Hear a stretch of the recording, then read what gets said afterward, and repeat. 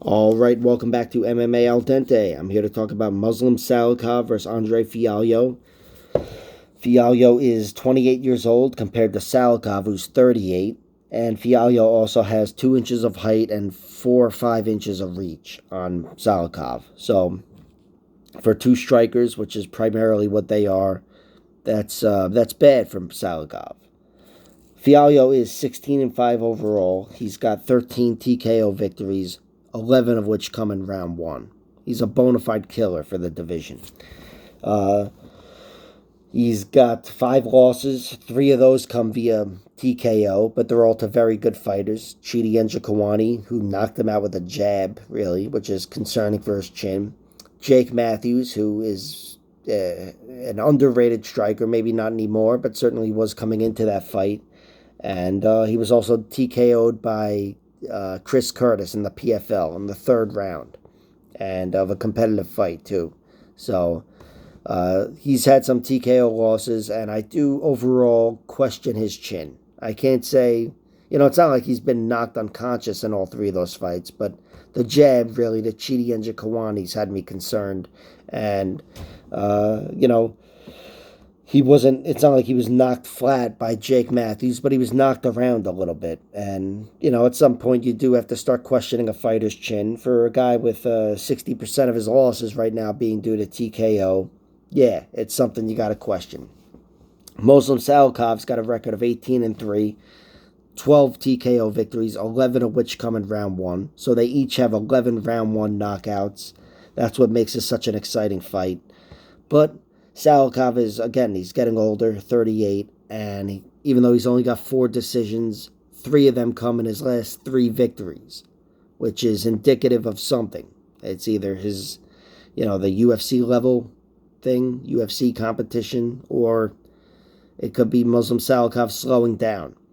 He's fought some durable guys, though. Those 3 decisions are over Zaleski dos Santos, Francisco Trinaldo, and Laureano Staropoli. Between the 3 of them, there's 2 TKO losses, 1 each to Staropoli and Zaleski. And the Zaleski loss came to Li Jingliang, who also knocked out Muslim Salikhov himself. So, not much shame there. My point is, I think Salikhov still has power. I think if he's more likely to get a finish here in this fight than he was in any of those fights, because Fialho, as opposed to having 1 TKO loss way back or whatever, he's got 3 TKO losses out of his 5 losses. It's his thing. And my point is, Salikhov has room, there's a few different paths to victory here. He's got the submission, the TKO or the decision. And I think, you could say the same for Fialho. That really is the case. Submission is unlikely for either fighter. It's a TKO or a decision. But it doesn't hurt when your opponent has a weaker chin, is my point. Fialho is known for his spinning shit, generally speaking.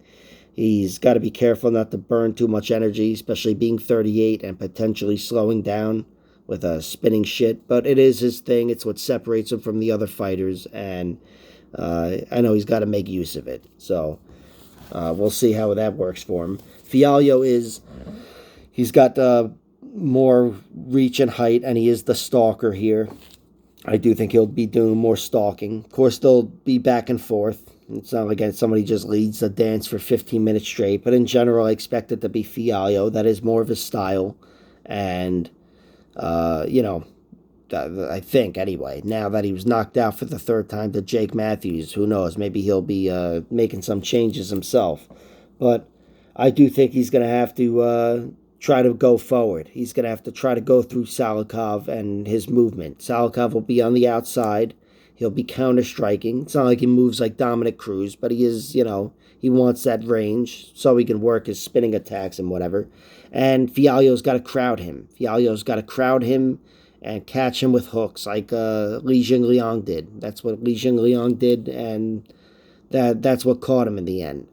But actually, it was a big overhand right, I think, that started the finish.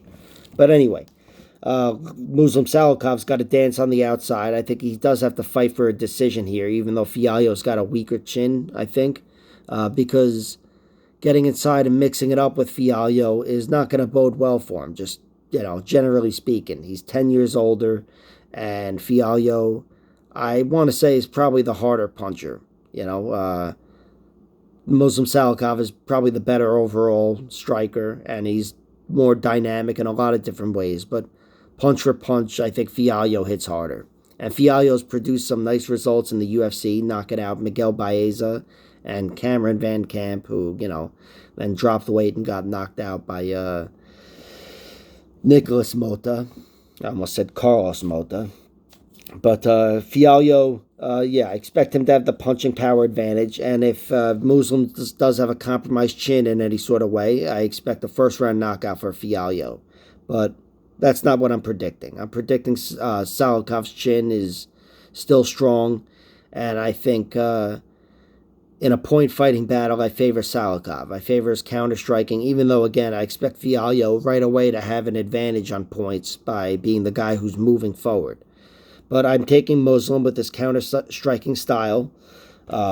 He is, on a 3-decision victory streak, even though the fight to Zaleski dos Santos was pretty close, to say the least.